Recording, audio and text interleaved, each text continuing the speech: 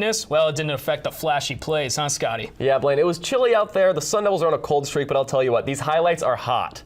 Sun Devils taking the trip up to Seattle to take on the Huskies and go for back-to-back in the greatest setting in college football, Husky Stadium. ASU looking for it against Jake Browning and the Dogs. Let's get into some action. First play from scrimmage, some trickeration, trick pass, but it's Chase Lucas, he's there. The INT, let's switch fields. Chase Lucas, are you kidding me? What a start for the Devils. And yes, turnover curls are a thing. Herm, what do you think?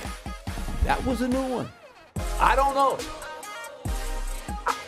I just looked and went, what are we doing? The game plan on Saturday night, feed Eno. You're just going to see it right here. Manny Wilkins, handoff. That's a 1-yard plow after giving him the ball about 12 times. Arizona State up 7-0, and some hangry Huskies in the stands not enjoying themselves, down 7 points. But the lead was short-lived for Arizona State. Here's Jake Browning up the middle for the pass to Aaron Fuller for 11 yards, 6 points off the 9-play, 80-yard drive. From hangry Huskies to happy Huskies. Here we go. 19-yard pass and insane catch right here from Ty Jones gives the Dubs a 14-10 lead in the second. That is a high-powered Husky. ASU's bend but don't break defense, highlighted by this Taron Adams takedown, has kept things close at the halftime as they trotted off the field, just down 17-10.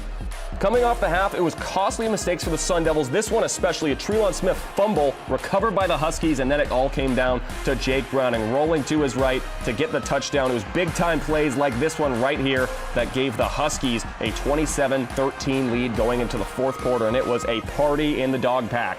Have to admire this while we can, Sun Devils. N'Keal Harry picks up a punt from the 4-yard line. That's 3 broken tackles, gets 2 guys around him more. There he goes up the sideline, up to the 45-yard line. It's a scary return, but N'Keal Harry made things happen when he had to. N'Keal, my goodness. It was a late Wilkins TD drive that led onto it. 1-yard dive in for Manny. Took things down to 28-20, but they never got the ball back as UW danced their way to victory, leaving the Sun Devil offense mere spectators. Words once in his first season. Yeah, Blaine, something I want to touch is you talk about how they were contending there, and they've given up 28 points, 27 points in the last 2 weeks. But I think the most important stat for the ASU defense is they do not give up big plays. They're one of only 3 teams in the FBS to not give up play over 40-plus yards in this entire season. So for that reason, it's kept them in the games. Yes, they've lost the past 2 weeks, but it's something to look forward to in the future, is this defense in the 3-3-5 scheme is not giving up the deep plays and keeping themselves in the game. The defense has. Well, thanks, Austin. You may be a little dizzy going all the way around the Pac-12 for 3 games using 3 monitors. Luckily, right now, we're staying stagnant, but we've got 4 quarterbacks to talk about, but just 1 monitor, thank goodness. Well, Arizona State quarterbacks have thrown for 36 touchdowns so far this season, but Manny Wilkins has contributed just 7 of those altogether. Now, obviously, these stats have not counted towards the Devils, but it's interesting to see the talent that has come and gone through Tempe. 3 former Devils have earned their stripes in their respective campuses to date so far. Well, let's break it down. Remember Blake Barnett, the supposed to be savior of Sun Devil football? Well, before you could say Elite 11, Blake was on his way to Tampa, Florida as a grad transfer. Since then, he's led the Bulls to an undefeated 4-0 start with 12 total touchdowns. Not a bad beginning. Now, we talked about Brady White earlier this season in a feel-good story of the week, but it's worth recognizing that he's led Memphis to a 3-1 hot start, with their sole loss coming at Navy by just 1 single point. And last but certainly not least, Bryce Perkins. His time in Tempe wasn't too joyful. After redshirting in 2015 and missing 2016 with an injury, Perkins made his way to Arizona Western Community College and is now the stud in Virginia.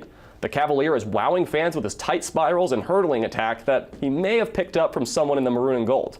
Tempe's obviously a hard place to stay and seemingly a hard place to play, but it sure is refreshing to see what second or third chance has done for these 3.